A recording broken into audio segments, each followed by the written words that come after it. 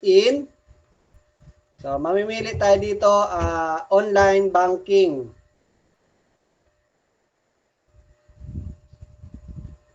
So, click natin yan.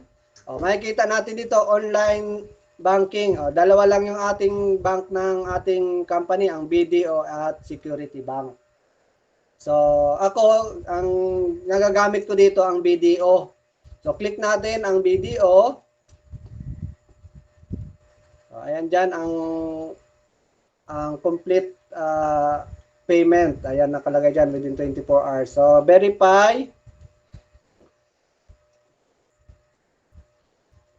So, dito pala partners, ay, nandito sa aking anong tawag doon, nasa laptop ko yung e-ticket from bank.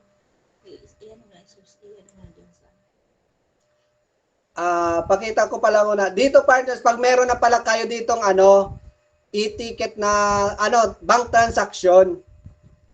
Pakita ko pala muna partners yung ating bank transaction.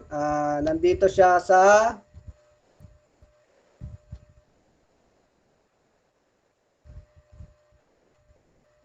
para makita nyo rin yung tamang ito partners ang ating bank transaction. Yan yung pinag-transact Land Bank to BDO. Nakalagay dyan, fund transfer to other. Bank via InstaPay from savings account. Nung lang ito partner, January 10, 2025. Nakalagay dyan ay transfer from, nandun, transfer to BDO. BDO ang nakikita nyo dyan at recipient name, nandun ang recipient name, Unified Product and Services at amount 50,000. So yan po partners ang pondo from Land Bank to BDO. So kung meron na po tayong ganyan,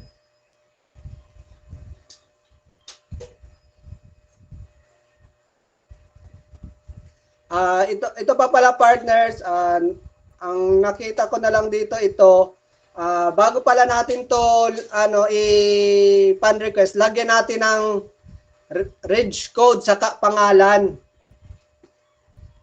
Lagyan natin, kaya dapat alam natin ang ating reg code. Meron ako dito kaso from GCash ito. Ganito partners kung sa through GCash naman to bank, lagyan natin Rene Hardin. Tapos itong nakikita ng G2968601, yan yung system natin na papasokan ng pondo.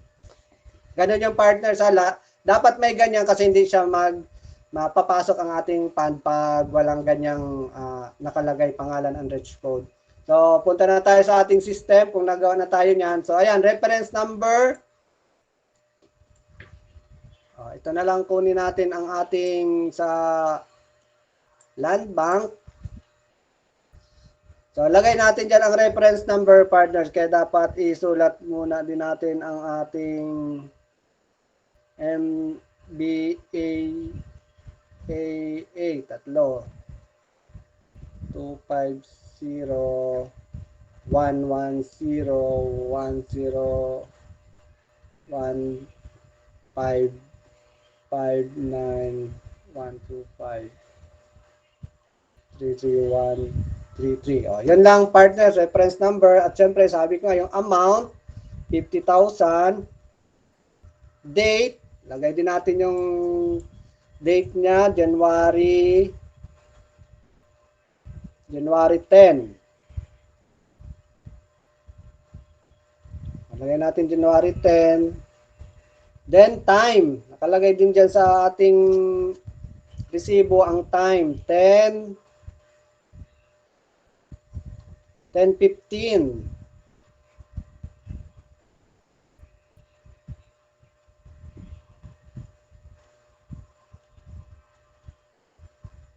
10:15 AM nag-send. Dapat talaga Then upload proof of payment. So ganun na ngayon partners. Pag click natin ang upload proof of payment, yun na ngang sinabi kong resibo.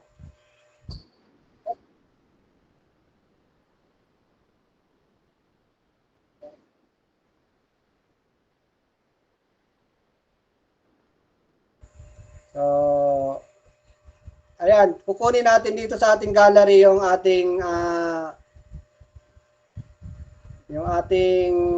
resibo. Nasa Messenger. So, ito na yung partners.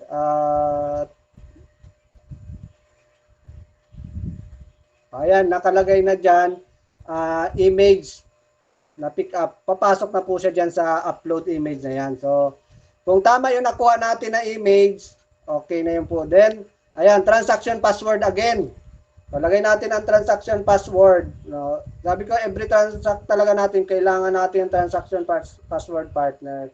So, pag tama na yon, submit for verification. Click lang natin yan, partners, at mag-send na yan sa ating company, yung ating ginawang pag-cash in. Ganun lang yan, partners, ang pag fund using online banking. Kasi nung una, ito yung lagi kong ginagawa para mas mabilis din ang pagdating ng fund. Mahintay lang tayo ng mga 10 to 15 minutes, nandyan na, papasok na yung ating fund partner. Dito, log out muna tayo, hintay tayo ng konti, then open natin ulit ang ating account. So, darating na yun, partner. So, ganun lang, partners, ang ating pag-fund at pag-book ng ticket. At isa pang paraan ng pag-fund natin, partners, through Dragon Pay. So, kung gusto man natin pupunta tayo sa mga remittance